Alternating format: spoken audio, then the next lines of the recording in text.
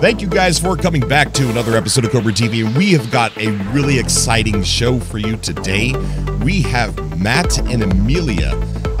Those are the two that are making the No Man's Sky movie, Nomad Squadron, correct? That's correct. Awesome. And it's a live action movie that is being shot inside No Man's Sky. Target's on the near side of a planet called EOV.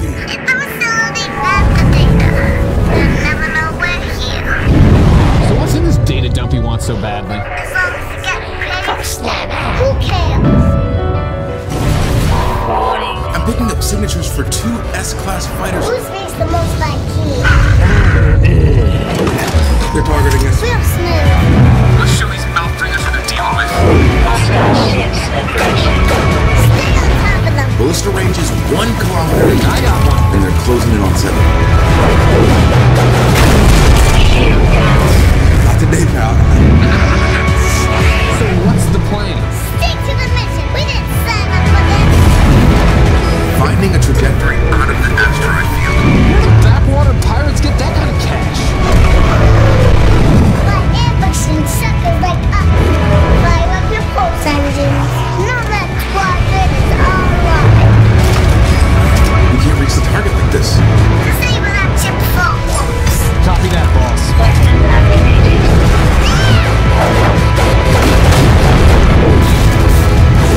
Distress signal detected.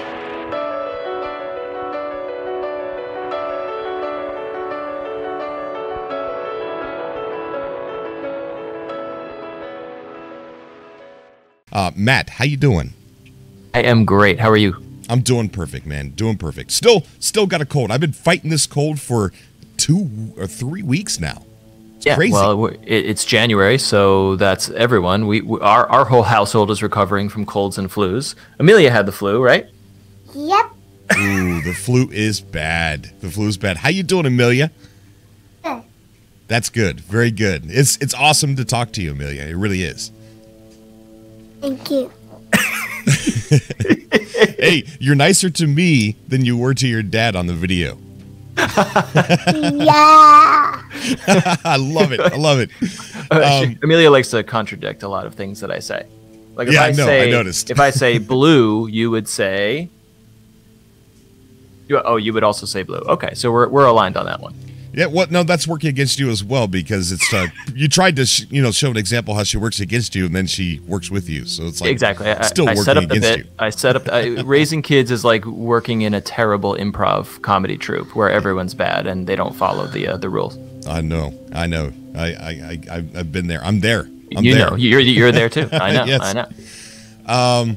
Okay, all right. So you guys are making this movie called Nomad Squadron, and first, before we start talking about this, I took a look at your YouTube channel. Describe your YouTube channel real quick. What you do for people who haven't seen it. Sure thing. Our channel is called Free Dad Videos, and it is, I would say, a combination of music videos, which we're mostly known for. We do cover songs and make them into videos. Sketch comedy, for lack of a better term. It's sort of lightly scripted and also unscripted videos of just shenanigans that me and the kids do around the house. And then the third category are these sort of adventure videos where Amelia goes on amazing adventures.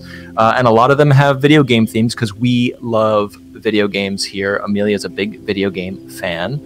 And so our latest project, which has been about 6 months in the making, is, as you described, it's sort of a live action No Man's Sky adventure. Live action is it's a bit of it's a complicated term because Amelia and her co-pilots are, they are filmed and that's real footage of humans, but the entire video is set and takes place inside the No Man's Sky universe, and sort of marrying the live action with the gameplay footage was challenging, interesting, and is coming along pretty nicely. Very awesome. Now, you said it's going to come out in January, or is that still like a suitable date for you? Absolutely, yeah. By the end of January for sure, which we are rapidly approaching. So the plan is this week for sure. Okay, awesome. So how did you come up with the idea? Are you a huge No Man's Sky fan, or how far back do you go? Huge.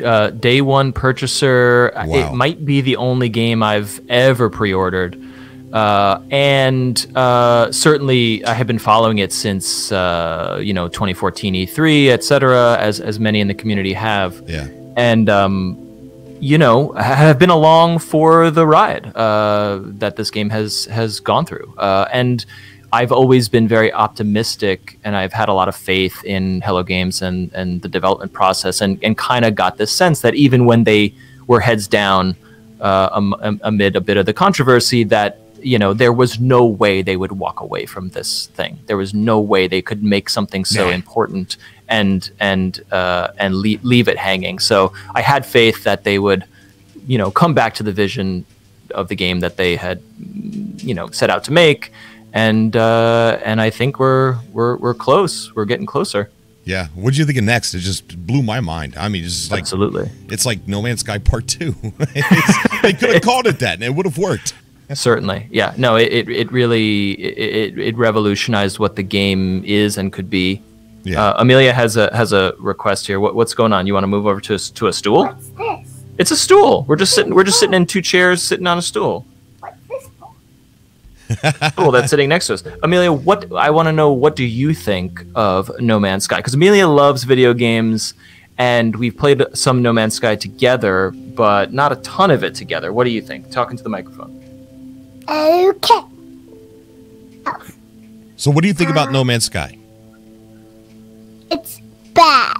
It's bad. Oh, wow. Because you can't be mad.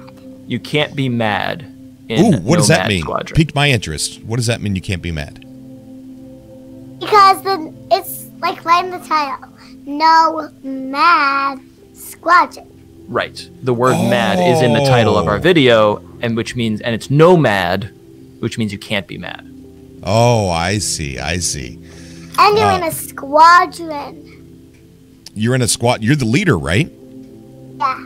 Yeah. You telling everybody what to do? Yeah. You're the boss? Yeah. You gotta sit up tall, talking to the microphone so he can hear you. Go ahead. You're the boss, right? I'm the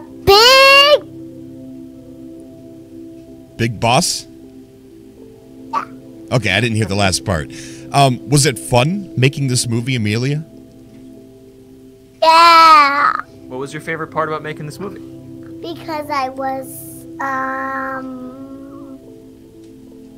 editing it without my help. You editing it without my help. Right, yeah. As the talent in the video, Amelia just showed up to work, she said a few lines, and then Daddy did most of the heavy lifting. So that's why you like this video? Because I did all the work? Yeah. Cool. All right, great. I'll accept that. I love it. I don't have to do any work. I don't have to do any of the work. Just say things.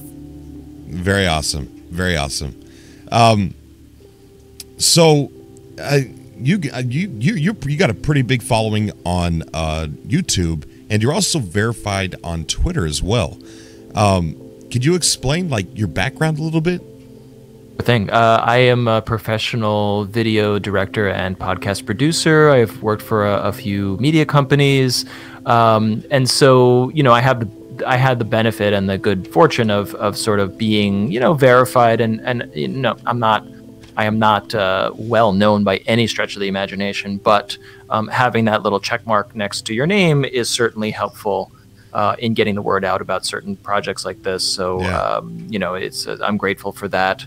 And we have this small but very loyal and loving following on the channel, folks who really look forward to our videos and leave us the most supportive comments that are imaginable. I mean, I've been making internet content for about 10 years, and this audience that we have on the channel is truly the most loving and supportive that I've ever seen.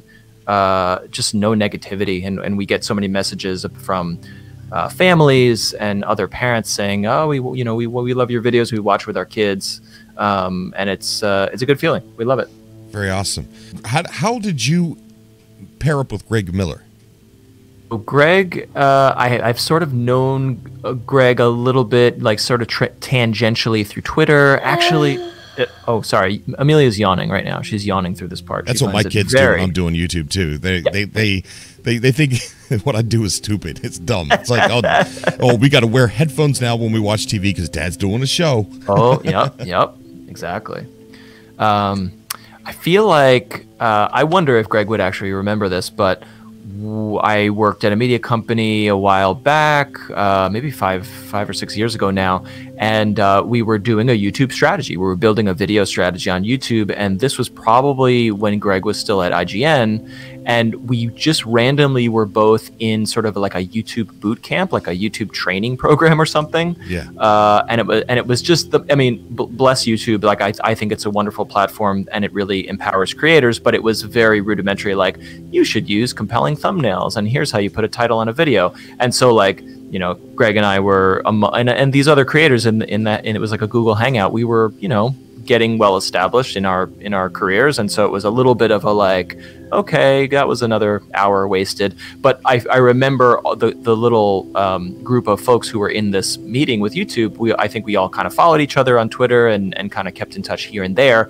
So I was very well aware of what Greg was building at Kind of Funny, and I'm such a big fan of like fan-funded and community-driven projects. You know, making money on the internet is a challenging thing to do with like pre-roll and banner ads. Right. But when you have a community that like deeply cares about what you're making and will throw you a couple bucks on Patreon, and then at scale, that's a business. I'm a huge fan of that community-driven business model, and that is 100%.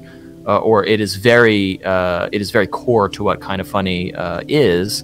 And so I had been keeping in touch with Greg here and there. And then when I was writing the script, I said, all right, you know, we need like a funny wisecracking co-pilot for Amelia, like, you know, searching for the right kind of YouTubers who get the culture of the game, who are great on camera. And I reached out to Greg, and truly, like, within minutes, he's like, yeah, I am down for this. And it just was so generous with his time and his enthusiasm and his just pure talent. You know, amazing. We're so grateful for Greg and Austin's contributions to the video. Very awesome. So you did it via email? Like you would say, hey, I need you to get in front of a green screen and say these things? Exactly. Yeah. Sent them both the script. Austin knocked his reads right out of the park, and Greg actually invited me right into like a Google Hangout, and you know, I kind of worked with him directly on it to make sure that he was saying the lines the way they would need to be married into the cut. You know, reading a script on paper is one thing, but sort of having a director in the room to say, oh, you know what, this is what's happening in the cut right now, and making sure that everyone's aware of the environment in which the lines will be delivered was great. So we just hopped on a Hangout, and I said, okay, bang, bang, bang, do this, this, and this. Greg did some like amazing, wonderful improvisations as well, which some of them did make it into the cut. And the performances were just so good. We're so happy with them. Awesome. How long did it take you to write the script? Script, I would say. It's a good question. Maybe a couple weeks. You know, none of this is my full-time job, so this is a lot of nights and weekends. Right. Looking back, the script was not the big part of this. The big part of this for me, production-wise, was footage. Yeah. But really capturing the stuff in the game and understanding the limitations of capturing video in the game, and then working around them, kind of hacking around them through various means. So did you use mods to get a lot of the things you needed? Some mods, and actually we built with the help of the No Man's Sky modding community. And I am not a programmer or a modder, but I kind of went into some Discord rooms, into some subreddits, and I said, hey, you know, I know that the NPCs can talk and express emotion. They can be angry when you choose the wrong choice in a dialogue tree, and they can sort of shout hooray when you please them. I know these animations are in the game. How can I trigger them, or how can I... There's Amelia yawning again. Oh. How can I trigger them them onto the player characters so that we could make these alien characters look like they're talking. And the modding community, there were some mods that were unlocking like additional emotes for the player character, but they seemed to just be, the reward emotes that were coming with future updates of the game. And what we learned digging into the files was that all these animations had names, and we just kind of subbed them out from the NPC list to the player character list, and all of a sudden I had like 40 emotes in the modded version of the game where I could make a Gek talk and chatter on command, and then it was a matter of filming that character in that context and then lining up the game's like sound file, the sounds of the characters, lining them up with the lips and making it seem realistic, as though the characters were acting. Wow, that sounds like it took a lot of time. Did I see somewhere that you said that you were trying to get footage for the last 6 months? It's been about 6 months in the making. Wow. That's absolutely insane. I made a movie a long time ago called Revenge of the Survivor, and it took me a lot of time, not 6 months, because I just rushed through it. But I couldn't imagine using mods and like actually articulating the specifics. Like getting them to do the things that you want to do had to be frustrating. That part was challenging but solvable. But really, the biggest hurdle was, as you and your fans and community know, like Next brought multiplayer, and when you go to photo mode in multiplayer, you can capture video. And so I think a lot of us in the community thought, wow, okay, if I get 3 friends together in a system and fly a bunch of ships, we can capture video of the ships flying around and film the dogfight. And what we quickly realized was, the space is huge in the game. It's absolutely, the scale of this game is astronomical, right. Literally. And capturing like cinematic angles on these ships was nearly impossible. Yeah. And the short version of the solution was that we had a system where we filmed a lot of the scenery and the action, and then I found another system that was pure green. The background is green. As players of the game know, it's a very colorful game. We could fly ships anywhere we want in the green system, and in fact move the camera back and forth past the ships to look like they're kind of zooming toward the camera, away from the camera. And then we used it as a giant chroma key background, as a green screen. And I keyed the ships from the other system into the gameplay footage. So then wherever I need ships, I'll grab the footage and fly them, add the sound effect, add some like lens flare, and then all of a sudden you've got the ship zooming past the camera in a very cinematic Star Wars-y way, in a way that we just could not capture in actual gameplay. Wow. That's amazing, dude. That is really amazing. Amelia is sulking at me right now. Why? Because, I think this is incredibly boring for for a 5-year-old. What do you think? I want to hear from you. Talking to that microphone. It's the boringest thing I've ever experienced. I know, us old people. Is there anything like? I mean, she probably wants to go play or something. Is there anything you would like to say, Amelia? And then maybe you can just go play if it's all right with Dad. Absolutely. How about this? You say one more thing into this microphone, then I'm going to open these fruit snacks for you, because I know you've been eyeing these fruit snacks for a while, and then you can go play, and I'll catch up with you in a little bit. But you got to say one more thing. It could be anything you want. Microphone. Got it, dude. What was that? She said, got it, dude. All right. Okay. Hey, Amelia, right. Here, thank you so much for coming on the podcast, Amelia. It's been awesome and fun. Ober says, thank you for coming on the show. We're going to open these fruit snacks now right into the microphone, so a little ASMR for the audience here. Oh, no. Here it comes. Here it comes. L Place is going to be jealous. All right. Amelia, say bye. Bye-bye. Bye, Amelia. Play. Go this way. Whoa, go this way. And I want you to close that door behind you. I'll catch up with you in a few minutes, okay? Got it. Got it. Okay, so we're getting pretty close this week, and then we're going to be able to see the movie. Do you have an idea about how long it's going to run, or do you want to keep that on the download until it's released? Sure. No, the running time is nearly 10 minutes, which is, kind of that seems like a long time for a YouTube video, but I don't know. I'm a perfectionist. I'm very, I've been working on this for so long, and as I'm sure you know, and folks in the community know, you work on something so long, and then you start looking at it, and you're like, oh gosh, like this isn't working, or it's dragging, or whatever, and you got to like look back at it. This thing books, like it is action packed, and I'm really, really happy with it, and I hope the community will really enjoy it. No, 10 minutes is it's a good time. Like people tell me I make my videos way too long, and I'm like, wait a minute, podcasts are normally long. I don't get it, and but for myself personally, I find it hard to click on anything that's under 30 minutes. I want to be able to click on something that's good to listen to, put the phone in my pocket, put the headphones in my ears, and just go back to what I was doing, and just Absolutely. listen to something.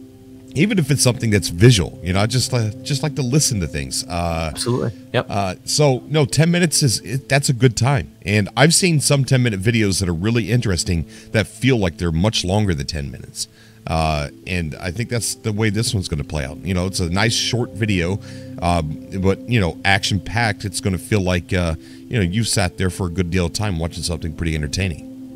And as I say often in my job, there are no rules when it comes to content on the internet, and there is no ideal length. It is only an ideal sort of pacing and engagement. So if you are entertained for 30 minutes straight, as we listen to podcasts that are, as you said, like 2 hours long. It's like, well, someone who's new to podcasting, be like, 2-hour podcast, that's crazy, but you get a little sad when your podcast ends before you're ready, or like you said, you're not clicking on anything that's less than 30 minutes. Right. It's a totally different mindset, and I love the creator culture that we are a part of today, where we can sink our teeth into content. What YouTube 10 years ago was like, if a video was more than 2 minutes, it was a travesty. No one would have the attention span to watch this. And then we started putting like 7-minute mini documentaries online, and we were with fingers crossed, like, hopefully this works, and the content was good, and that's the only rule. The good old days, man, when you were able to customize your entire YouTube channel. Just like the MySpace days. Well, not exactly that, but you could definitely decorate your YouTube page back then. So, out of all the projects you've done, has this been the most challenging? I've been thinking about that, actually. It's a good question. This one is the most technically challenging, but I've had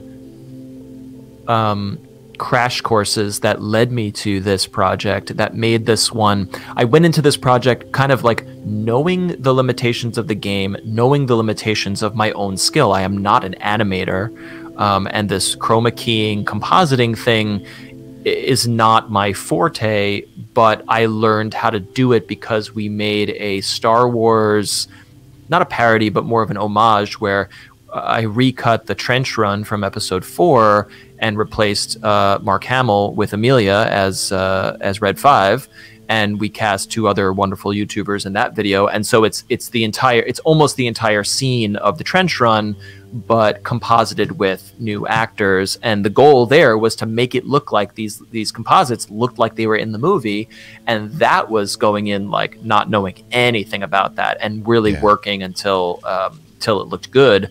I use a lot of those lessons in this one, but a lot of it was, in the Star Wars video, it's like, well, the Star Wars video, the film is already there, like the pieces are there, and I'm not recreating anything original.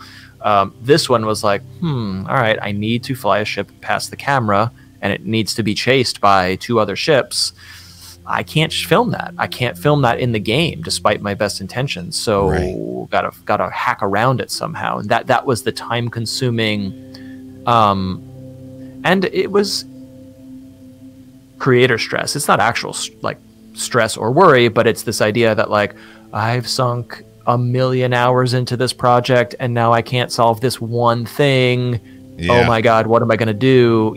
That sort of anxiety was very present around this project, which is my own creative hangups, but stressful nonetheless for me. So it was among the hardest. I've done shoots that were actually for my job that were like out in the world, like doing on location shoots. I've had the wonderful, sincere privilege of working with the Sesame Street Muppets on a variety of videos and filming with puppeteers outside in a park. Super stressful and hard, not because these are amazing performers who are just brilliant, but it's like we're losing daylight and we're trying to get this done, and we've got a crew here trying to figure out how to put these pieces together. That's super stressful, but when the day is done, it's done. We're wrapped and we did the best we could. This one was just sort of me in a dark room cranking away at something for months and worrying if it would ever happen. It's a different kind of stress, I suppose. What are your plans after this? Do you plan to do more No Man's Sky content, or are you moving on to other projects? TBD. The channel will continue to be our usual stuff of like we'll do more music videos, we'll do more adventures. Without spoiling anything, the story of this video leaves itself open to a sequel. But the amount of work and stress that went into this probably prohibits me from pursuing that. But it's completely open-ended. I'm eager to hear what the community's response will be. If the community loves it and they are like dying for another installment, then I would entertain that. But I think this is going to be a very special project that has a special place in time for us, and we will probably move on from there. I see. Well, there's one thing about No Man's Sky fans, because you're one, I'm one, everyone here is one. When we get a taste of No Man's Sky, no matter what it is, content creator, update, we always want more. It's true. We always want more. So keep that in mind. Your video is going to do very well, and you're going to get a very good response, and people are going to want more. See. But then people's memories and attention are they're short, And look, wanting more from a game that many of us have already sunk 200 hours in. Like, I am so excited for whatever is next in the game, and when I look at the game, I'm like, okay, like the next update will bring me 40 to 50 hours of more enjoyment. But if I saw a video once and then I had to wait a year or 6 months for the next video, I don't know, I'd probably lose interest, and I wouldn't fault anyone for losing interest. We'll see. Yeah. I think what really keeps No Man's Sky alive so much is the fact that it's always getting updated. Like, if you think about it, next is, I would say, just, wipe your hands and say, bam, we're done. But they keep updating it. And we always know that there's an update coming, and we always get excited about it. Like, what's next? What could possibly be added to this game to make it even more cooler than what it is now? What is it? And they're getting ready to update it. The community event's over, and it's probably an update coming here pretty soon. The thing that I'm wishing for future updates is this idea that the universe is huge and it's beautiful and there's amazing things to explore, but there's no inherent meaning to this pocket of the galaxy versus that pocket of the galaxy. It's just math that generates over and over again. I am really craving this idea of like, this area of the galaxy is civilized or has player activity or has NPCs that are gathered there, and it's sort of a safe, civilized area. And this area of the galaxy, because it's further away and because there are different types of resources there, that area is more lawless, more dangerous, and that there would actually be meaning and purpose behind I am here and now I'm here. Because currently it's like you can just zip to any planet or star system that you want if you have portal coordinates or you've connected with teleporters, and that sort of trivializes the journey of the game. Yes, and the danger. Agree. Yeah. So I don't need it to be an MMO, but I would just like there to be a consequence and a risk in moving from one area to another, because currently it is simply I am randomly coming upon this, and it is randomly XYZ, and it's cool that it's XYZ, but XYZ has no inherent meaning in relation to any other place in the galaxy. So that is my hope, that the galaxy would have some sort of inner life or consequence or meaning in the sort of day-to-day travels of the players, and theoretically the sort of inner lives of the NPCs. Because right now it's any planet has X number of settlements on it. It's like, well, this planet shouldn't have the same amount of settlements as this planet because the atmosphere is different, the resources are different, it's in a different location. Like, sensically, that's not how civilization actually spreads. It still feels very it doesn't have the life that it could. And so I am optimistic that will come, and it's very exciting to hope for it, to wait for it. I agree. It's a good idea too. I look forward to that as well. Like, when I used to think about before the game came out, like, what is this game going to be? If it's going to be multiplayer and it's an actual universe and it's the same for everybody, like, years down the road, what is it going to be? Are we going to see like controlled space by player empires, or that's what I want. Yes, for sure.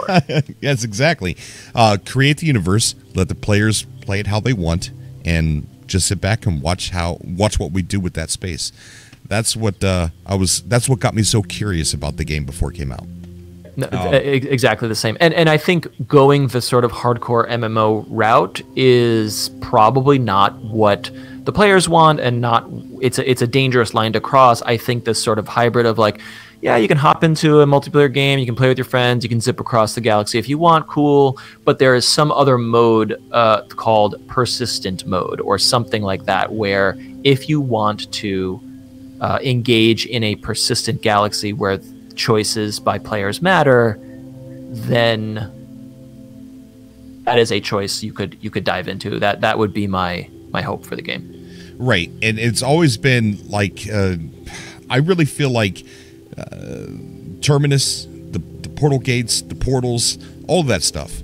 I think it would be more fun if we had to fight to get to somewhere where people are, or to get to your friend, to travel, to take that adventure, to get, because I traveled from the middle of nowhere all the way to the Galactic Hub a long time ago, and it was the funnest thing I've ever experienced in the game, other than walking around the planet on a 16-hour stream. That was don't do that.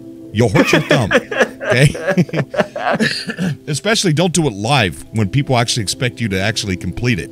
That was you. Ooh. I remember that. I did not realize that was you. Kudos. Yeah. Is there anything about the movie, about the project, that you would like to bring up that we didn't talk about? I guess to connect it back to a lot of the gameplay stuff we're talking about, No Man's Sky is just so gorgeous. It's beautiful. It's so much fun to play and explore, and it has a really wonderful, very meta-philosophical story. But the story that it does not have is sort of the day-to-day danger and travels of the players and the NPCs. It's like these characters should be, taking dangerous bounties and trying to score some cash and trying to survive at the edge of the galaxy, and squabbling for resources, and there should be factions, all these things that we, the community, are sort of filling in with our minds, the stories that we're filling in as we play.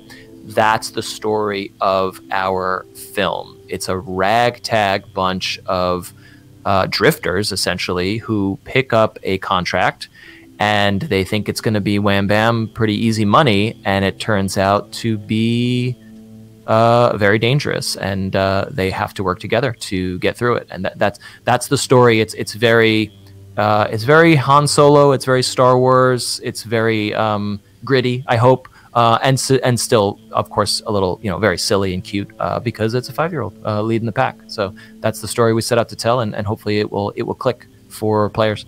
And my other goal with the video is that I hope that you don't have to be a No Man's Sky player to enjoy it. I think, yes. I hope that if you come to it and you just enjoy our channel, or you just kind of enjoy sci-fi in general, that the story is very clear and understandable. You know, what I keep saying to folks is like, nobody knew anything about the Star Wars universe in 1977. They just came to a movie theater and thought spaceships were cool. And then over time, you kind of learned that this was a richer universe. But the story of, you know, Episode 4 is what hooked a generation of film goers. You know, I'm kind of trying to emulate that format in just sort of like a silly space opera kind of way, and hopefully you don't have to, you know, there are lots of references in jokes and references to the game and its culture, but you don't need to understand all of them to enjoy the film, hopefully. Right. Totally agree. Totally. And I used to think that about the gameplay from everybody. Like, you didn't have to be a No Man's Sky fan to watch someone roam around this amazing galaxy. Like, it just told a story based on what the character, or not the person, was doing at that time. It was their own personal story, their own adventure. And I didn't think that you would have to be a No Man's Sky fan to sit down and watch somebody fumble around this amazing universe. Yeah, I say fumble because that's what people say my gameplay is like, fumbling. They call me, they call me the Mr. Magoo of No Man's Sky. It's a fine line, because I think if you love the mystery and exploration of a game like this, then you could watch a friend play or watch a YouTube video and look at it and say, oh my gosh, wait, this is amazing, where are we going next? And another person could watch the exact same video and be like, so this is a game about shooting rocks? And it's like, those are completely different approaches and mentalities to the exact same game. And they're both right to an extent, but I love these types of games, and in the pantheon of like games that are most important to me and sort of most influential and iconic in like, whoa, this game changed things in video games. Yes. No Man's Sky is there. It's in the top 5, if not at the top of that list, and that's why I love it and come back to it. It's a very important game, even if you don't care for it, even if it's not for you. It's still an important game. Not everyone loves Minecraft, but Minecraft revolutionized what gaming is. Right. You have to respect it and acknowledge it, regardless of your taste. Yeah. It's Minecraft's a turning point in gaming industry. So is No Man's Sky is a turning point in the gaming industry. And I don't want to bring up any titled names, but when No Man's Sky was being developed, you saw other developers who were currently making other games that said, "Hey, we're going to put procedural planets in there too." You know, and I'm like I said, I'm not. People know what games they are, but I saw that turn. I saw it happen, and I've seen other procedurally generated games that also jumped on, hey, look what Hello Games is doing, and they started doing something too. Send me your YouTube link. I'm going to put it down in the description down below. Guys, go check him out. Go check Matt and Amelia out, and they got amazing videos. I promise you, I'm not lying to you. The link is going to be down in the description. What are some other ways that people can follow you? Twitter, what other things are out there? Sure. I'm on Twitter at Matt_Silverman. I love chatting with fans about all kinds of things. You know, I do the channel, and I have a few podcasts that I produce and host, and other video series.